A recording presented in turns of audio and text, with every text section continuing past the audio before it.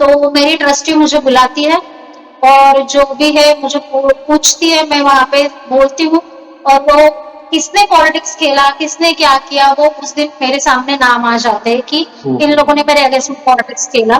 तो हमारे यस। गुरुजी बोलते हैं कि जब आपकी अर्जी कबूल होती है तो बंदर दिखते हैं आपको सपने के माध्यम से या बालाजी, अरे हनुमान जी दिखते, जो मेमकोई बाबा दिखते। तो मेरे साथ में भी वही हुआ, जैसे मैंने जिस दिन अर्जी बांधी, मेरे सपने में बालाजी आके गए, देन रेणुका बाबा आके गए, और एक ओहो! सपना ऐसा आया कि हमारे पूज्य गुरुजी धीरेन्द्र शास्त्री जी सपने में आए। 4.5 साल का छोटा सा बच्चा दादा, वो दंडवत परिक्रमा कर रहा था। इतना छोटा? ओह हो जो हो! की जो परिक्रमा करते हैं वो हाँ, 4.5 साल का बच्चा वो दंडवत परिक्रमा कर रहा था दादा।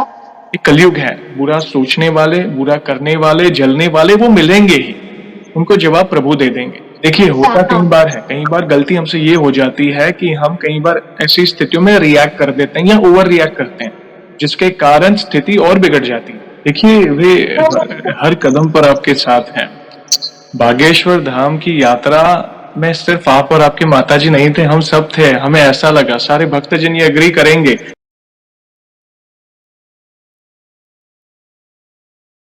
जय श्री राम दोस्तों, कैसे हो आप? हमारी चैनल में आप सभी का स्वागत है।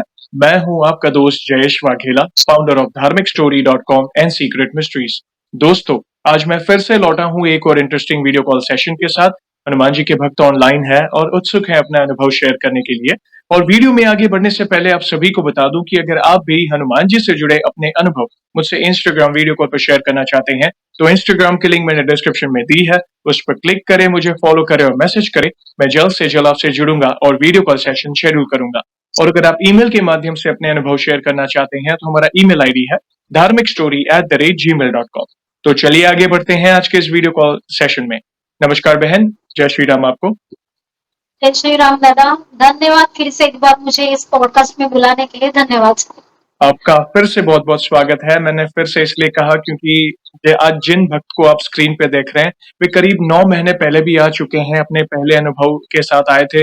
एक से बढ़कर एक अनुभव शेयर किए थे और उनका एपिसोड नंबर था 232। अगर आपने इनका अनुभव नहीं देखा तो डिस्क्रिप्शन में मैंने लिंक मेंशन की, आप अवश्य देखिएगा और बहुत कुछ सीखने मिलेगा। बहुत अद्भुत अनुभव थे उनके। बहन, आज फिर से स्वागत है वंस अगेन। हम बहुत उत्सुक हैं आपके नए अनुभव को जानने के लिए और स्पेशली नई ऑडियंस के लिए। आप अपना पूरा नाम बताएं, आप कहाँ से बिलोंग करते हैं और आप क्या करते हैं? जय श्री राम सभी भक्तों को। तो मेरा नाम सुषमा चौधरी है। मैं मुंबई थाना में कलवा से बिलोंग करती हूँ। वैसे तो गांव हमारा जलगांव, बट यहाँ पे हम लोग रह रहे हैं अभी। 40 साल से हम लोग कलवा में ही है, गांव में रिलेटिव्स वगैरह है। ओके। तो मैं एक वर्किंग वूमन हूँ, अभी मैं कॉलेज में जॉब कर रही हूँ एज अ एडमिन। ओके, बहुत अच्छा लगा जानकर। और बहन, हम बहुत उत्सुक हैं आपके नए अनुभव को जानने के लिए। जैसे आपको पता है, ये जो सेशन है हमारे प्रिय हनुमान जी से जुड़ा है, तो स्पेशली नई ऑडियंस है जिन्होंने पहले आपके अनुभव को नहीं देखा, उनके लिए आपकी शुरुआत की जर्नी क्या है? कैसे आपको हनुमान जी की भक्ति शुरुआत में मिली? सबसे पहले कब उनकी भक्ति शुरू की? दिनचर्या क्या है आपकी? और साथ ही साथ उसके बाद जो भी आपके नए अनुभव रहे हैं, जिसमें प्रभु ने जो भी असंभव कार्य संभव किए हैं, तो जो भी आपकी जर्नी है, उसे आप डिटेल में साझा करें। जी। तो बचपन से मतलब घर में भी भक्ति का माहौल था। मेरी मम्मी बहुत पूजा पाठ करती है, तो बचपन में जैसे स्कूल में हनुमान चालीसा पढ़ लिया वगैरह वो सब था। बट जैसे जैसे हम लोग कॉलेज या जॉब पे जाते हैं तो थोड़ी भक्ति छूटती जाती है, तो मेरे मामले में भी वही हुआ था। बट फिर से मैं जुड़ गई हनुमान दादा से। देन अगेन 2019 से मैंने पूरा पूजा पाठ करना बंद कर दिया था, जैसे मैंने अपने लास्ट पॉडकास्ट में बताया था। अरे, 2019 से मैंने सब छोड़ दिया था, क्योंकि जीवन में ऐसे बहुत कुछ हादसे हुए कि फिर भगवान के ऊपर से विश्वास उठ गया था, ओके। तो वो सब कुछ छूट गया। बाद में अगेन मैं हनुमान दादा से जुड़ी, तो वो 2023 में जब मेरे साथ जो पिछले वीडियो में मैंने जो अनुभव बताए थे, अरे, तो वो 23 के बाद फिर से हनुमान दादा ने मेरा हाथ पकड़ा और वो मेरे जीवन में आ गए। तो ऐसे मेरी जर्नी रही है पहले से। तो अभी मैं मेरा अनुभव चालू करती हूँ। 2023 से मैं फिर से आ गई, हनुमान दादा मेरे लाइफ में आ गए, मैंने उनको भाई माना, राखी बांधती हूँ मैं उनको। तो 2023 दिसंबर का ही अनुभव मैं पहले बताती हूँ। जी। हमारे गांव में, जलगांव में जो हमारे धीरेन्द्र शास्त्री बागेश्वर धाम के जो जी। गुरु जी है धीरेन्द्र शास्त्री, तो उनकी कथा होने वाली थी। तो जी। मुझे पहले कुछ पता नहीं था, तो ऐसे ही इंस्टाग्राम पे रील आई, वहां पे पता चला कि जलगांव में कथा है, तो मैं बहुत खुश हो गई कि अरे हमारे गांव में ही कथा है। जी। बट वो जो गांव था स्पेसिफिक अरे! जलगांव में कहाँ पे मुझे पता नहीं था।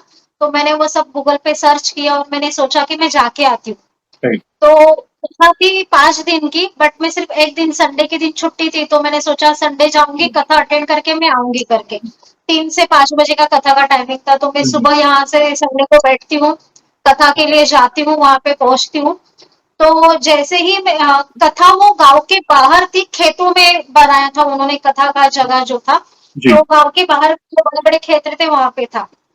तो जैसे ही मैं वो खेतों के अंदर एंटर होता है मेरा ऑटो, जिस ऑटो में मैं जाती रहती हूँ, तो मैं ऑटो में बैठी हूँ और राइट साइड से हमारे गुरुजी जो धीरेन्द्र शास्त्री जी, उनकी गाड़ी आती है।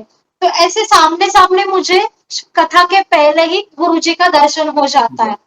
और जब मैं गुरुजी को देखती हूँ, मैं बस देखती रह जाती हूँ और मेरी आंखों से आंसू आते हैं। जो हम लोग इसमें मोबाइल में देखते हैं, वीडियो में देखते हैं, वो तो हम लोग कुछ भी दर्शन नहीं करते मेरे ख्याल से, लेकिन जो सामने उनके राइट। दर्शन होते हैं, इतने डिस्टेंस पे ही मुझे वो दर्शन हो गया। तो वो एक्चुअल में बहुत गोरे गोरे गोरे गोरे है और हुँ, बहुत सुंदर उनकी छवि है। मतलब हम लोग बोल सकते हैं कि साक्षात हनुमान जी का ही वो रूप है। तो ऐसे कथा के पहले ही मुझे उनके दर्शन हो गए। बाद में कथा के यहाँ पे जाके बैठी। तो एक्चुअली कथा 3 बजे हुँ, की थी, बट वो थोड़ा लेट चालू हो गया। हुँ, 5 साढ़े 5 बजे गुरुजी आए और बाद में कथा चालू हुई। तो वो 3 से 5:30 उनके भजन कीर्तन सब थे वहां पे चालू। जी। तो वो जो भजन जब चालू थे, तो एक्चुअल में गूज बम्स आना क्या होता है, वो मुझे तब पता चला। जो सब लोग ओके। बोलते हैं कि गूज बम्स आते हैं भक्ति राइट। जब हम लोग करते हैं, तो एक्चुअल में वो क्या होता है वो मुझे वहां पे तब पता चला। और मेरे पीछे एक भाई बैठे थे। जी। तो मुझे जब मैंने उनको देखा तो पता नहीं मुझे उनमें भी हनुमान जी की छवि देखी, वो भी गोरे गोरे। उनका यहाँ से मुंह जैसे हनुमान दादा का लाल लाल रेड रेड रहता है, हुँ, वैसे ही वो मुझे दिखे। आगे भजन चल रहे हैं, लेकिन मैं बार बार पीछे मुड़ के उनको देख रही थी। तो उससे रहा नहीं गया, मैंने फिर उनसे जाके बातें की, कहाँ से आए क्या, और मैंने उनसे नंबर मांगा। पहले उन्होंने दिया नहीं, बाद में मुझे उन्होंने नंबर दिया। और फिर बाद में गुरुजी हमारे आते हैं 5:30 बजे। और जब गुरुजी आते हैं तब पता चलता है कि वो अकोला शेगांव में गजानन महाराज का मठ है, मंदिर ओके। है गजानन महाराज का। जी। तो वहां पे वो दर्शन के लिए उनको इनवाइट किया रहता है, तो पहले वहां पे जाते हैं। तो जो मुझे वो ऑटो में और वो जो गाड़ी में थे जो जी, दर्शन जी। हुआ, तो वो वहां पे शेगांव जा रहे थे। हुँ, तो वो शेगांव के दर्शन करके वो आते हैं और फिर कथा होती है। 8:30 बजे कथा खत्म होती है। उस कथा में ऐसा होता है कि जो मेरे मन में सवाल थे, वो कथा का ऑटोमेटिकली वो कथा में मुझे सब जवाब मिल जाता है। क्या बात! जो भी सवाल थे उनका जवाब मुझे गुरुजी की कथा के माध्यम से मिलता है। 8:30 बजे कथा खत्म होती है। वहां पे वो कथा में मेरी गांव में ही मौसी हुँ, रहती, कजिन मौसी। वो 5 दिन तो वहीं पे रहने के लिए गई होती है। तो मैं एक दिन जाती हूँ, तो फिर वो वहां पे मुझे मिलती है। फिर रात को 8:30 बजे, कैसे गाँव है, ज्यादा लोग भीड़ तो बहुत थी, हुँ, बट रात का टाइम हो गया तो सब लोग जल्दी जल्दी ऐसा करके निकल गए थे। और वहां पे जी। बस वगैरह फैसिलिटी रात को नहीं थी हुँ, ज्यादा। ओके। तो मेरे भी मन में डर था कि अभी मैं यहाँ से कैसे जाऊंगी, क्या जाऊंगी। मुझे 11:30 का रात को ट्रेन था वहां से, जलगांव स्टेशन से। तो 8:30 बजे कथा खत्म होती है, तो मुझे मौसी बोलती है कि यहाँ पे प्रसादी है, तो तू खा ले करके। हुँ, भूख लगी रहती है, बट मैं बोलती हूँ कि नहीं, मैं मुझे जाना है, क्योंकि मैंने ऑनलाइन टिकट बुक किया रहता है। तो जो हुँ, मेरा वो वेटिंग में जाता है, हुँ, कंफर्म नहीं होता है, तो मुझे राइट। स्टेशन पे जाके वापस जनरल टिकट निकालना होता है। तो बोला मैंने यहाँ से जाने के लिए मुझे 1 घंटा लगेगा, फिर टिकट हुँ, निकालना है। तो वो चक्कर में मैं वहां पे प्रसादी नहीं खाती हूँ। हुँ, इवन मुझे वहां पे वॉशरूम भी आया रहते, वॉशरूम की सुविधा थी वहां पे। तो मैं वॉशरूम भी नहीं करती, मेरी मौसी करती है, मौसी के साथ मैं वहां तक जाती हूँ। मन में रहता है वॉशरूम जाना है, बट पता नहीं मैं नहीं जाती हूँ, मैं फ्रीज हो जाती हूँ, मैं नहीं जाती हूँ। ओके। और मैं दादा को प्रेयर करके निकलती हूँ वहां से कि दादा आप मुझे छोड़ने के लिए स्टेशन पे आना, ये रास्ता जो है यहाँ पे कोई लाइट नहीं है, गांव के बाहर खेतों में प्रोग्राम है, तो आप मुझे छोड़ने के लिए आना। तो हम लोग बाहर निकलते हैं, पंडाल के बाहर आते हैं, फिर वहां पे एक ऑटो मिलती है। तो ऑटो में मैं बैठती हूँ, और भी जो शेयरिंग लोग रहते हैं वो बैठते हैं। फिर जो वो ऑटो वाला भाई रहता है, वो भी कथा के लिए आया हुआ रहता है, तो ऐसी ही बातें होती है, वो वहीं पे रहने वाला गाँव का रहता है। हुँ, और फिर जैसे हम लोग वो ऑटो खेतों से आके सिटी में जब एंटर होता है, तो आगे से एक गाड़ी आती है। तो वो गाड़ी का हेडलाइट हमारे ऑटो में आता है, तब मुझे वो ऑटो में क्लियर दिखता है, क्योंकि अंधेरा रहता है, स्ट्रीट लाइट नहीं है, तो क्या है पता नहीं रहता है ऑटो।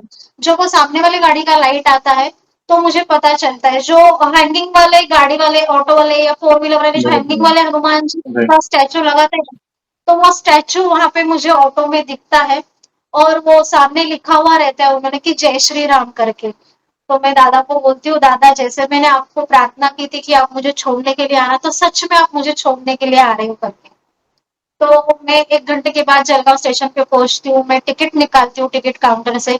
वहां पे भी वॉशरूम रहता है, बट देखती हूँ मैं कि वॉशरूम है, बट मैं जाती नहीं हूँ वहां पे। पता नहीं क्या, मैं नहीं जाती हूँ वहां पे। मैं सोचती हूँ, देखती हूँ क्या करना है करके आके।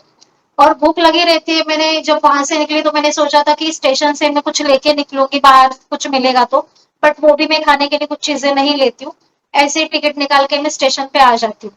जिस प्लेटफॉर्म पे मेरी गाड़ी आनी होती है मैं वहां पे बैठती हूँ। ठंडी का मौसम था, बहुत ठंड था वहां पे दिसंबर में। तो वॉशरूम तो आया है, मेरी ट्रेन आने के लिए 1.5 घंटा, मैं 10 बजे तक स्टेशन पे पहुंच जाती हूँ, और 11:30 का ट्रेन, 1.5 घंटा मेरे पास था। जी।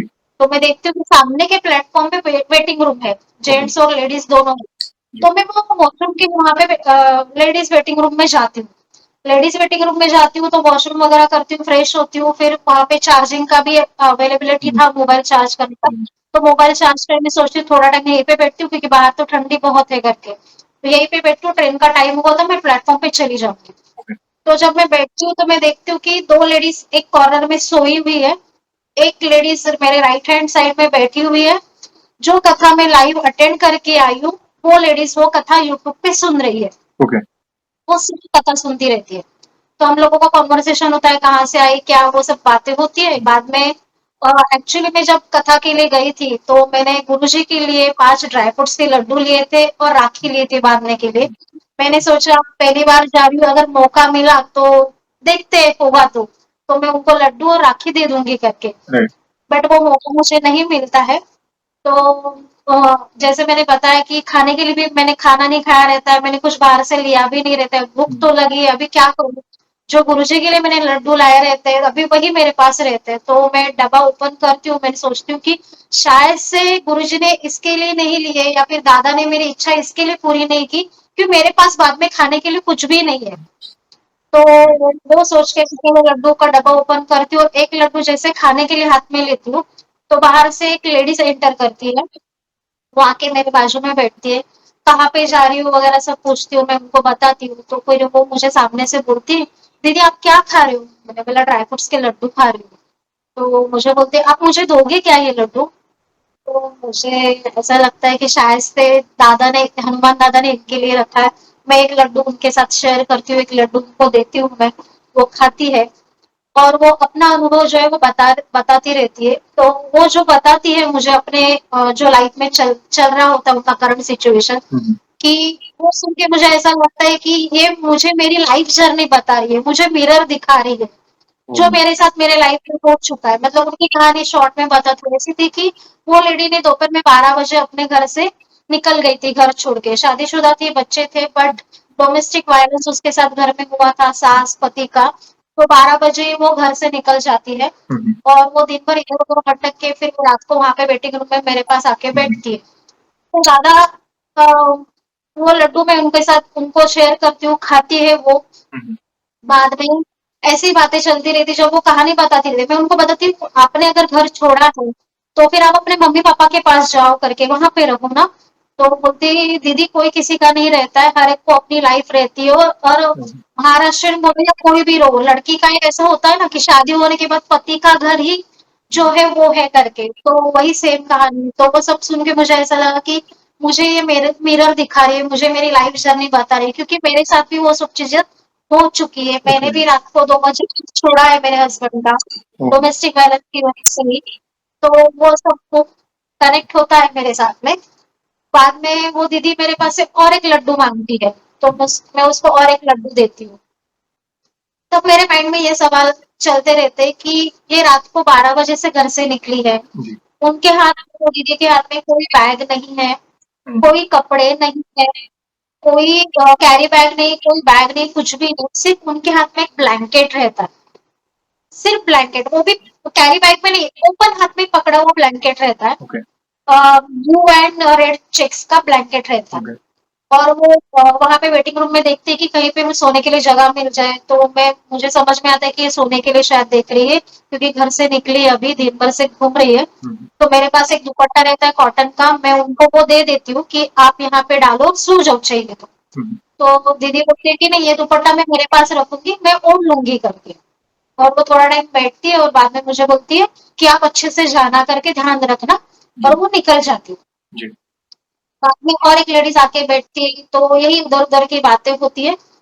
फिर ऐसा होता है कि 11 बज गए हैं, इतने रात को हम लोग सिर्फ 4 लोग वो वेटिंग रूम में है, और गाँव साइड में तो सब लेडीज वो टाइम पे घर पे गई रहती है, कोई नहीं रहता है। तो ऐसा टॉपिक निकलता है कि इतना रात में हम लोग वेटिंग रूम में 4 लेडीज बैठे हैं, तो क्या है, जो मेरी बाजू में बैठी है तो वो बोलती है कि भगवान की कृपा रहेगी, शायद से थोड़ा बहुत कुछ हम लोग ने पुण्य कर्म किए रहेंगे तो हम लोग सेफली यहाँ पे है करके। तो जो मैंने बताया आपको कि जो दीदी सुन रही थी कथा, जी, तो वो ऐसा बोलती है कि हम लोग ने थोड़े बहुत पुण्य कर्म नहीं किए हैं करके, हमने उनके लिए बहुत कुछ किया है, भगवान के लिए, ऊपर वाले के लिए बहुत सारी चीजें की है, बहुत कुछ कर रहे हैं, तब जाके वो हमारा साथ दे रहा है और वो हमारे साथ में है करके। तो मैं सोचती हूँ ऐसा क्यों बोल रही है, मुझे तब समझ में नहीं आता कुछ चीजें। तो ठीक है, दादा जवाब दे देंगे मेरे इन सवालों का। बाद में मैं घर पे, मेरे ट्रेन का टाइमिंग होता है, मैं ट्रेन में बैठ के घर पे आ जाती हूँ। दूसरे दिन मंडे में ऑफिस जाती हूँ, कुछ सोच नहीं है मेरे दिमाग में, आती हूँ बैठती हूँ, घर के काम वगैरह सब होता है। ट्यूसडे रहता है, ट्यूसडे मैंने पिछले श्रावण से ही मैंने फास्टिंग चालू कर दिया है, ट्यूसडे का, मंगलवार का मेरा फास्ट रहता है। तो मैं ऑफिस से आती हूँ, और ऑफिस पे आने के बाद में हॉल में बैठी रहती हूँ।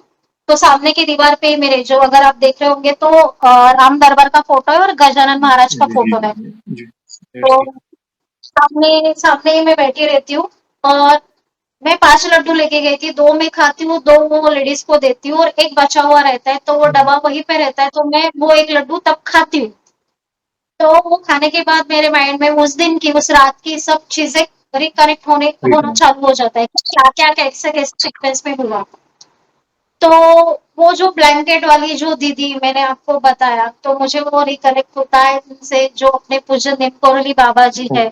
अगर आपको पता है कि उन, वो ब्लैंकेट उनका भी ये है, तो मुझे समझ में आता है कि कहीं ना कहीं अभी वो लेडीज वेटिंग रूम है, तो हनुमान दादा, निमकोरली बाबा या जो भी है, वो जेंट्स बन के तो मुझे दर्शन नहीं दे सकते, लेडीज रूप में तो जेंट्स बन के तो नहीं आ सकते। तो वो दीदी के रूप में मुझे निम कोरली बाबा ने उस दिन रात को मुझे दर्शन दिए, ये मेरी सच्ची भावना है। उस दिन जब मैं सोच रही थी, तो मुझे ये आया भाव कि तुझे निम कोरली बाबा दर्शन देंगे, क्योंकि कैसे कैसे पॉसिबल है ना, वो अगर 12 बजे घर छोड़ रही है, उसके हाथ में कुछ भी नहीं हो, सिर्फ वो ब्लैंकेट कैसे रह सकता है। तो वो ब्लैंकेट बाद में मैं गुरुजी के लिए लड्डू लेके जाती है, लेकिन वो खुद से, मैंने ऑफर नहीं किया था, पर वो खुद से मेरे पास से मांगती है कि दीदी मुझे लड्डू दोगी, मैं उनको लड्डू देती हूँ, तो लड्डू का प्रसाद भी मतलब उनको मेरा हो जाता है भोग दिखा के। बाद में जो वो दीदी वो बोलती रहती है कि हम लोग ने बहुत कुछ किया है, बहुत कुछ बहुत पुण्य कर्म किए। तो जब से मैं हनुमान दादा से जुड़ी अभी 2023 से, तो जो भी थोड़ा बहुत पूजा पाठ में करती हूँ, बहुत ज्यादा करती हूँ ऐसा नहीं, जो भी थोड़ा बहुत करती हूँ, तो मन में हमेशा एक सवाल रहता था कि जो भी मैं कर रही हूँ क्या वो सही है, क्या वो इनफ है, या मुझे कुछ और करना चाहिए, ऐसे भाव, ऐसे सवाल हमेशा रहते थे। जी, तो मुझे उस दिन शाम को पता चलता है, जो वो बता रही थी कि थोड़ा बहुत नहीं, बहुत कुछ कर रहे हैं, जितना करने की क्षमता उससे ज्यादा कर रहे, तो जो भी कर रहे तो उनकी कृपा है करके। तो हाँ, उस दिन उस सवाल का मुझे जवाब मिलता है। तो ये एक मेरा अनुभव रहा उस दिन जलगांव के कथा का। बहुत बड़ी बात है बहन। ऐसा समझिए, प्रभु आते हैं किसी ना किसी रूप में, किसी के माध्यम से हमारे सवालों के जवाब देने। वो आश्वासित कर देते कि तू चिंता ना कर, मैं तेरे साथ हूँ। अंदर से यस, वो भाव, क्योंकि पहले एपिसोड में जब आपका पहला अनुभव आया था, उसमें भी आपके भाव देखे थे, कुछ नेगेटिव एनर्जी से रिलेटेड आपने अनुभव शेयर किए थे, कैसे आप प्रभु के निकट आए, कैसे आपकी भक्ति बढ़ी, वो आपने पूरी जर्नी बताई थी। और इसमें हम आगे का पार्ट सुन रहे हैं, जिसमें उसमें शुरुआत से सुनी थी, इसमें ये जर्नी सुनी कि आगे आपकी भक्ति और दृढ़ कैसे हुई। देखिए, इससे आप कोइंसिडेंट, कई लोग समझेंगे अरे ये तो कोइंसिडेंट था कि उसका आना, और नहीं, ब्लैंकेट प्लस आपकी जीवन में आपने जो चीजें महसूस की थी, आपके साथ जो कुछ हुआ था, सिमिलर वही चीजें सामने वाली महिला जो आई थी वो सभी चीजें शेयर कर रही है। आपके भाव थे कि गुरुजी वो लड्डू ग्रहण करें, क्या पता प्रभु किसी ना किसी रूप में आए हो, बाबा के रूप में आए हो, या अपने दूतों को भेजकर वो प्रसाद, वो आपके हाथों की सेवा स्वीकारने आए हो। और और आपके दिमाग में जो क्वेश्चंस थे, वो कथा में बैठी थी जो महिला, जो वो कथा देख रही थी मोबाइल पे, उसी का उसी समय क्यों बोलना हो। देखिए ये बहुत सारी चीजें हैं, कई बार होता है, लीला ऐसी होती है, कई बार प्रभु आते हैं कहीं ना किसी रूप में या किसी भक्त के माध्यम, तभी पता नहीं हमारा दिमाग है ना शून्य लेवल पे चले जाता है, तभी हमें कुछ वो भास नहीं होता, हम वो नॉर्मल कॉन्वर्जेशन करके घर आ जाते हैं तो हो जाता है सब कुछ। हाँ, फिर जब हम बैठते हैं, वो कड़ियां जोड़ते हैं, फिर हमें वो स्मरण होता है कि अरे वे तो प्रभु थे, वे तो हमारे बाबा थे, काश अगर पता चल जाता मैं उनके चरण पकड़ लेती या चरण पकड़ लेता। देखिए ये कई भक्तों द्वारा ये चीजें शेयर की गई है, और वे साक्षात बाबा जी थे, ऐसा समझिए, जो आपको आशीर्वाद देने आए थे। और आप अपने आप को भाग्यशाली समझ सकते हैं कि प्रभु की कृपा तो है ही, साथ साथ गुरुजनों का भी विशेष आशीर्वाद है आप। बहुत अच्छा लगा बहन, प्लीज प्लीज अपने अगले अनुभव पर कंटिन्यू करें प्लीज। बाद में अभी 2025 के जनवरी में मुझे उज्जैन जाने का सौभाग्य मिला। ओ, वो भी मेरी इच्छा हनुमान दादा ने ही पूरी की। अरे मन में कहीं पे भाव था कि मैं उज्जैन जाऊं, अरे महाकालेश्वर के दर्शन करूं। अरे तो वो सौभाग्य मिला, तो महाकालेश्वर, ओमकारेश्वर ऐसा हम लोग दर्शन करके आए। मैं, मेरे मम्मी पापा और बेटा, हम लोग चारों लोग गए थे। जी। तो आते हुए ऐसा हुआ, ट्रेन में जब आ रही थी तो मेरे ऑफिस के एक कलीग है, तो उसका मुझे मैसेज आता है कि कब आ रही है करके। तो मैं थोड़ा वो मैसेज देखी, क्योंकि वो कभी मैसेज नहीं करती है या फिर ढंग से बात भी नहीं करती, मूड के ऊपर डिपेंड रहता है। तो मैं वो मैसेज देख के थोड़ा शॉक होती हूँ।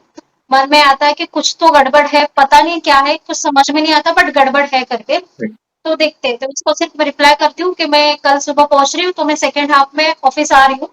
तो वो ओके करके रिप्लाई देती है। बाद में घर पे आने के बाद मेरी सोच ऐसी होती कि मुझे कुछ नहीं बोलना है। जैसे हनुमान दादा मुझे बता रहे कि चाहे जो कुछ भी हो जाए, तुझे कुछ नहीं बोलना है, सिर्फ शांत रहना है। एक भी वर्ड नहीं बोलना है, शांत रहना है। और मेरी सोच भी ऐसी ऑटोमेटिकली हो जाती है कि मैं शांत हो जाती हूँ। कोई सोच नहीं है, कोई भाव नहीं है, ना मैं दुखी हूँ ना मैं खुश हूँ, कुछ नहीं, एक शून्य की जैसे हो जाती हूँ मैं। फिर ऑफिस जाने के बाद 2 दिन के बाद एचआर मुझे बोलते हैं कि आपको जो है हम लोग डिसकंटिन्यू कर रहे हैं, हम लोग आपको जॉब से निकाल रहे हैं, तो आपको 1 डेढ़ महीना पहले बता रहे ताकि आप जॉब ढूंढ पाए। अभी दादा, ये सुनने के बाद किसी के भी पैरों तले जमीन निकल जाए कि जॉब से निकलना हुआ। एज अ सिंगल मदर, मैं, मेरे बेटे का पढ़ाई का वगैरह सब खर्चा, यहाँ पे रेंटेड घर, वो सब सुनने के बाद तो बहुत ये होना चाहिए। मैं वहां पे एकदम नॉर्मल, जैसे कुछ हुआ ही नहीं है, क्या बोल रहे हैं, ठीक है, ओके, इतना वर्ड बोल के 5 मिनट में मैं केबिन के बाहर आ जाती हूँ। मन में कोई गुस्सा नहीं, कोई दुख नहीं, कुछ नहीं, सिर्फ मन में ये रहता है, अगर उन्होंने कुछ किया है तो वही देख लेंगे, इससे पार वही लगाएंगे। मैं आ जाती हूँ केबिन के बाहर ओके बोल के। मेरे हेड से भी मेरी बात होती है, तो वो भी मेरे सर से हाथ निकाल लेते हैं कि वो कुछ सपोर्ट करेगा, कि मैंने बोला ठीक है, ओके, चलेगा, कोई प्रॉब्लम नहीं।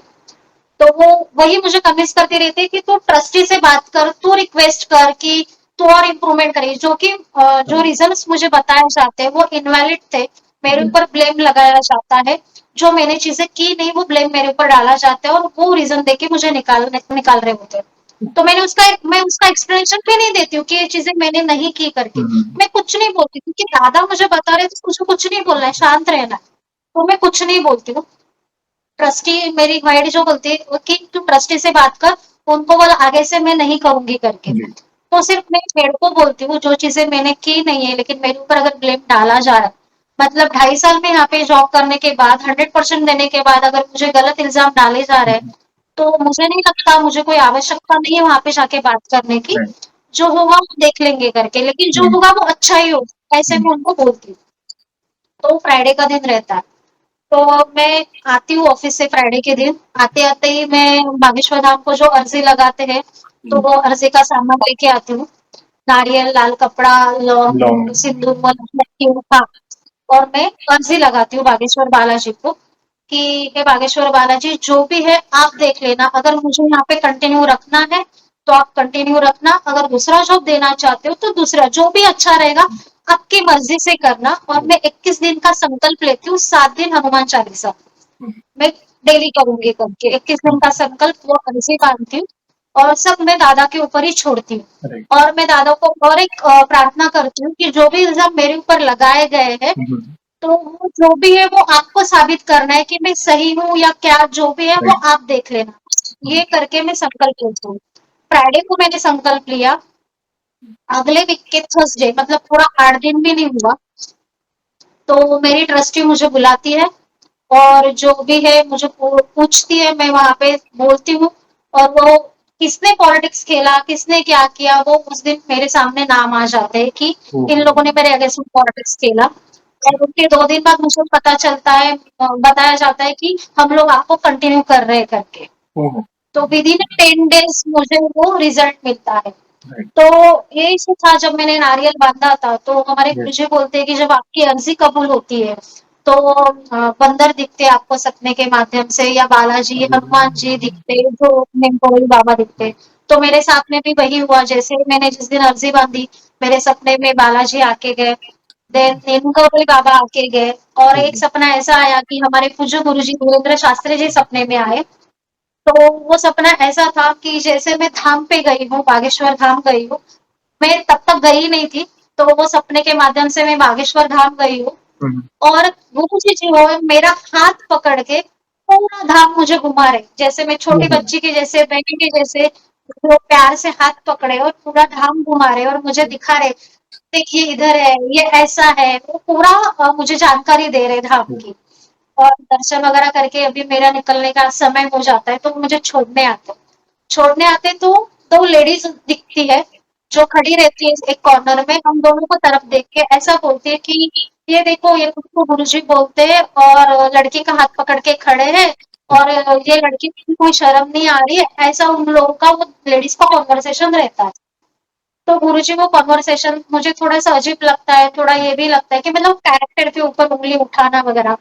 तो गुरुजी मुझे शांत करते, मुझे बोलते टेंशन मत लेकर करके, तेरे कैरेक्टर के ऊपर मैं उंगली किसी को भी उठाने नहीं दूंगा करके, जिसने भी जो भी किया है वो सब सामने आ जाएगा। ऐसा वो सपना था मेरा। और जब मैंने आपको बताया कि ट्रस्टी मुझे बुलाते और उस दिन मुझे जिन्होंने भी मेरे अगेंस्ट में पॉलिटिक्स खेला, गलत इल्जाम लगाए, उन दोनों के सामने नाम आ जाते।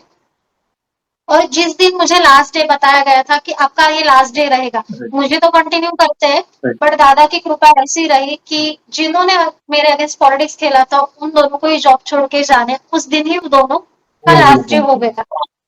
तो कितनी बड़ी कृपा हनुमान दादा ने मेरे साथ में की है। बहुत बहुत बड़ी कृपा है बहन।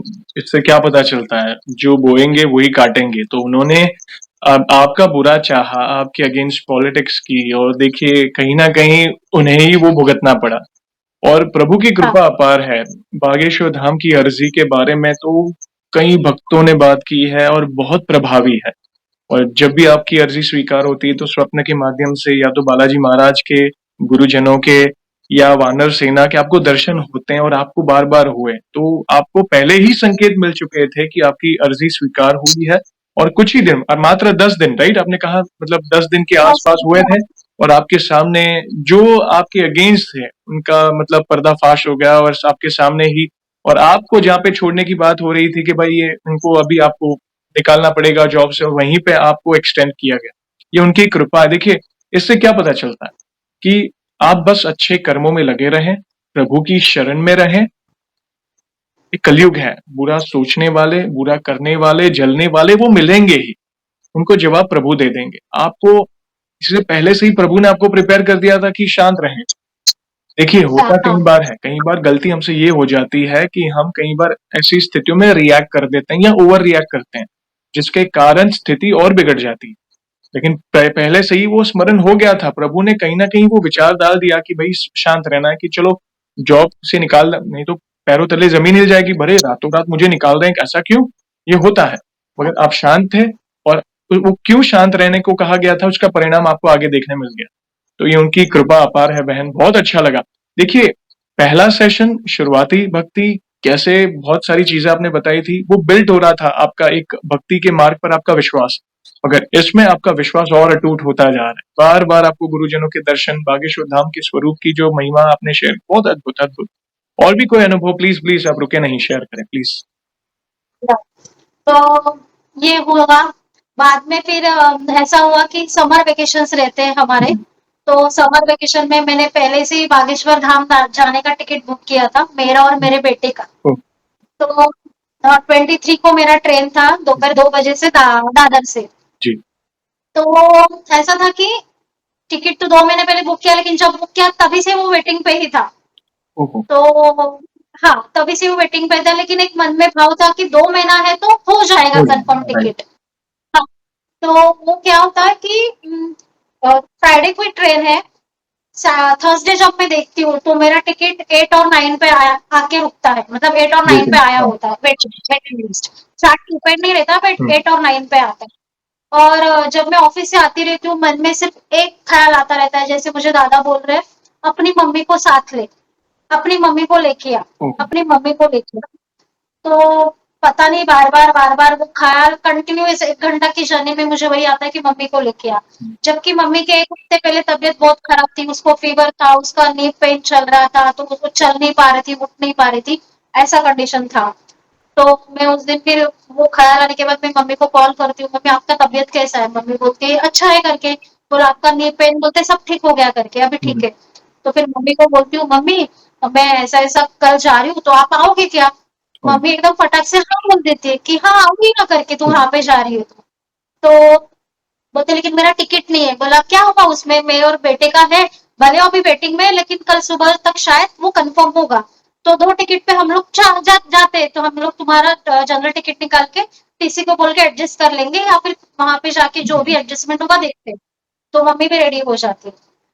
फिर दूसरे दिन 10 बजे चार्ट प्रिपेयर होने वाला होता है। हुँ, 10:15 बजे हम लोग चार्ट ओपन, और उस दिन शाम को, सॉरी एक बात बताना भूल गई, हमेशा जहाँ पे बैठती हूँ वही राम दरबार के सामने, वहीं पे आके जो मम्मी से बात करती हूँ, जी, उसके बाद मैं घर पे आके वहीं पे बैठी रहती हूँ। बाद में बार-बार दादा ऐसे बोल रहे हैं कि जैसे मुझे मम्मी का टिकट बुक कर, मम्मी का टिकट बुक कर। जी, पता नहीं क्या रात को 8:30 बजे मैं मम्मी का जाने का भी टिकट बुक करती हूँ, आने का भी टिकट बुक करती हूँ। अभी हम लोगों का ही टिकट कंफर्म नहीं है, बेटे का और मेरे का, तो राइट, मम्मी का तो नसीब होने वाला है, बट बार-बार आता है कि मम्मी का टिकट बुक कर। तो मम्मी का जब टिकट जाने का करती हूँ तो 71 वेटिंग रहता है। मैं ओह! सोचती हूँ 71 वेटिंग है, अभी पता नहीं क्या होगा। देखते हैं, अभी उन्होंने वो मन में डाला है भाव, हुँ, तो कुछ ना कुछ तो इंतज़ाम होगा। दूसरे दिन 10 बजे चार्ट प्रिपेयर होता है, हम लोग देखते हैं तो दादा मेरा और मेरे बेटे का वेटिंग में ही रहता है, 5 और 6 पे वेटिंग आके रुकता है, हम दोनों ओके, का कंफर्म नहीं होता। ओके। जो पहले दिन 8:30 बजे मम्मी का टिकट बुक है वो कंफर्म हो जाता है। वो कन्फर्म हो ओह! ओके, वो कंफर्म होता है, मेरे मेरे बेटे का नहीं होता है। तो अभी क्या करें करके, ओके, लेकिन मैंने सोचा रहता है कि कैसे भी हो टिकट वेटिंग रहे, कंफर्म रहे, जाना तो है। मुझे राइट, कुछ पता नहीं, मुझे जाना है करके। तो मम्मी को बोलती है तेरा टिकट आपका कंफर्म हो गया है, मेरा तो वेटिंग पे है, बेटे का भी। तो बेटा हम लोगों को बोलता है आप दोनों चले जाना, क्योंकि एक ही टिकट कंफर्म हुआ है, तो तीनों एडजस्ट नहीं हो पाएंगे, तो मैं घर पे रुकता हूँ, आप दोनों चले जाना। राइट, उसको समझाते चल, बट वो बोलते हैं ना हुँ, नसीब में लिखा हुआ रहता है, बालाजी का बुलावा जी, रहता है तो ही होता है। तो बेटे के लिए शायद से बुलावा नहीं था, तो मेरी मम्मी और मैं हम लोग गए, ट्रेन पकड़ा, हम लोग गए। हुँ, हम लोग सैटरडे दोपहर 2 बजे हम लोग पहुंचे वहां पे। ओके, ट्रेन थोड़ा लेट हुआ, दोपहर के 2 बजे पहुंचे हम लोग। कैसे जाना है, क्या जाना है, कहाँ पे रूम बुक करना है, कुछ पता नहीं, क्योंकि पहली बार गई थी मैं। जी, तो पहले सोचा था खजुराहो में रुक के वहां पे मैं बुक करूंगी होटल वगैरह, बाद में दर्शन के लिए यहाँ पे आ जाऊंगी। बट फिर भी मैंने दादा को बोला, दादा आपको जैसे लगता है वैसे करना, राइट, मैं पहली बार आ रही हूँ, मुझे पता नहीं है, ये मेरे सोच चल रहे कि खजुराहो रुकना है। हुँ, लेकिन दादा को मुझे वहां पे रुकने नहीं देना था शायद जी, से। जी, तो दादा मुझे बागेश्वर धाम में ही बुलाते हैं, गढ़ा गाँव में, वहां पे जी, एंटर करते हैं मम्मी मम्मी। और वहां पे जाते रूम वगैरह देखती हूँ, मैं बुकिंग करती हूँ। दोपहर का टाइम बहुत धूप थी, तो जी, थोड़ा आराम करते, फ्रेश वगैरह होते, नहा धो के हम लोग शाम को 5 बजे निकल गए मंदिर के लिए, मंदिर के लिए। दर्शन करने। हाँ, तो दर्शन वगैरह करते, बहुत अच्छे से दर्शन होते हैं दादा। ओह! अ, लगभग मैं 10 मिनट तक वहां पे बालाजी के सामने खड़ी खड़ी रही हूँ मैं। क्या बात है! बहुत तो बड़ी बात। कोई सेवा, कोई मुझे ये नहीं बोला कि आगे जाओ करके। बहुत गर्दी थी, ऐसा नहीं कि गर्दी नहीं था, गर्दी था बट दर्शन एकदम अच्छे से शांति से 10 मिनट वहां पे उनके सामने खड़े होना मतलब बहुत बड़ी बात है मेरे लिए। तो अच्छे से शांति से मैं दर्शन करती हूँ। हम लोग बाहर आते हैं, मम्मी को मैं बोलती हूँ मम्मी यहाँ पे ना प्रदक्षिणा लगानी रहती है, परिक्रमा करनी परिक्रमा, रहती है। यस। तो मम्मी कितनी करती रहती है परिक्रमा? मैंने बोला वैसे तो 21 परिक्रमा बोलते हैं बट अपने ऊपर है, हम लोग 5 कर सकते, जो भी जिसका भाव है वो जितना करा के लेंगे हमसे उतनी। तो मम्मी को बोलती चलो, क्योंकि मम्मी का नी पेन तो था ही, इतना पूरा गया था ऐसा नहीं, तो मम्मी को बोलती चल हम लोग 3 परिक्रमा तो लगा के आते। मम्मी मुझे बोलती 3 क्यों लगानी है, 5 लगाते हम लोग। मैंने बोला मैं यहाँ पे 3 सोच रही हूँ, मेरी मम्मी 5 सोच रही है। मैंने बोला चलो 5 परिक्रमा लगाते हैं। और उसके पहले का मैं एक बताती हूँ कि बीच में भी एक सपना आके गया था, बागेश्वर धाम आने से पहले मुझे एक सपना आया था। तो सपने में मुझे रामचरितमानस आया था, जैसे मैं रामचरितमानस रामायण का पाठ कर रही हूँ। तो मैंने मम्मी को बताया था मम्मी ऐसा-ऐसा सपना आया, तो शायद से दादा की इच्छा है कि मैं रामचरितमानस का पाठ करूँ करके। तो मम्मी को, लेकिन यहाँ पे मैं बुक लेती ही नहीं हूँ, यहाँ पे रामचरितमानस लेके नहीं आती। तो जब हम लोग जाते रहते तो मम्मी ट्रेन में मुझे बोलती है अभी हम लोग वहां पे जा रहे हैं तो तू वहां से ही लेना करके। मतलब पवित्र स्थल पे जा रहे हैं तो वहां से रामचरितमानस तुझे लेनी है तो वहां पे देखना। मैंने बोला हाँ चलेगा। तो जब हम लोग परिक्रमा लगाना चालू करते हैं, पहली परिक्रमा जो लगाते रहते हैं, तो मेरी मम्मी बोलती है कि यहाँ पे आसपास दुकान देख लेना, परिक्रमा करते करते दुकान दिख जाएगी तो उनको पूछ लेना है क्या बुक करके। मैंने ठीक है। हम लोग इस जगह पे देखते हैं, 2-4 दुकान देखते हैं तो वहां पे कोई बुक की दुकान नहीं रहती है। तो परिक्रमा को पहली परिक्रमा पूरी होती है हमारी, फिर दूसरी चालू करते हैं। दूसरी जब चालू करते हैं तो मंदिर के पीछे वो जो परांगण के वहां पे, तो वहां पे भी दुकान है, तो वहां पे दुकान दिखती है जहाँ पे बुक बिकते हैं, हनुमान चालीसा सब चीजों के। तो मैं वहां पे जाके पूछती हूँ कि आपके पास रामचरितमानस है? तो मुझे बोलते हैं हाँ बहन है ना करके। तो मैं वहां से वो रामचरितमानस का बुक लेती हूँ। लेकिन वो बड़ी बुक है तो नहीं लेके 5 परिक्रमा करना हो तो मैं वो बहन को बोलती हूँ एक काम करो, आप अपने पास ही रखो, मैं परिक्रमा पूरी होने के बाद फिर ये बुक यहाँ से लेके जाती हूँ। तो वो दीदी मुझे सजेशन देती है, दीदी पूरा परिक्रमा होने के बाद मत आना, जब आपकी लास्ट की परिक्रमा रहेगी तब आप आके बुक लेके जाना, मतलब वो बुक की भी परिक्रमा होगी, धाम जो है तीर्थ स्थल है तो वहां पे भी, और मंदिर में कहीं पे भी दिखा देना तो वहां से दर्शन करके आप घर पे लेके जाना। मैं बोलती हूँ हाँ कर। तो दूसरी परिक्रमा में मुझे रामचरितमानस का बुक मिल जाता है। फिर दूसरी परिक्रमा खत्म होती है, तीसरी चालू होती है। तीसरी जैसे ही चालू होती है थोड़ा ही चली रहती हूँ मैं, तो मुझे वहां पे नीचे हनुमान चालीसा का बुक गिरा हुआ दिखता है। मैं आपको दिखाती हूँ। ओके, जय श्री राम, जय श्री। तो यहाँ पे एक साइड में धीरेन्द्र शास्त्री जी का फोटो है, ऊपर बागेश्वर बालाजी का फोटो है, और एक साइड में अपने राम भट्टाचार्य जो है, उनके गुरु, यस। हाँ, तो उनका फोटो है। तो ये बुक मुझे वहां पे रास्ते में पड़ी दिखाई देती है। तो मैं वो उठा लेती हूँ, मम्मी बोलते क्या हुआ? बोला हनुमान चालीसा का बुक गिरा हुआ था, पता नहीं किसका है। तो मैं उठा के रख लेती हूँ अपने बैग में। मुझे ऐसा लगता है कि शायद से दादा ने मुझे वो दिया है, क्योंकि मेरे पास जो पुराना हनुमान चालीसा का बुक था, तो जैसे रामचंद्र भट्टाचार्य जो है, उन्होंने कुछ 5 मिस्टेक जो हनुमान चालीसा की निकाली, उन्होंने करेक्शंस किए हैं। तो मैंने वो पुरानी बुक में पेन से लिखे हुए थे साइड में कि ये करेक्शंस है करके, और फिर मैं वैसे पाठ करती थी। तो ये जो मुझे हनुमान चालीसा मिली वो करेक्शन करके मिली हुई है। हाँ, तो मुझे मुझे वो पता नहीं था, वो बुक लेके मैं तो रख देती हूँ बैग में। फिर मम्मी को मैंने बोला रहता है कि मम्मी यहाँ से हमें एक ध्वजा भी लेके जाने की है घर पे।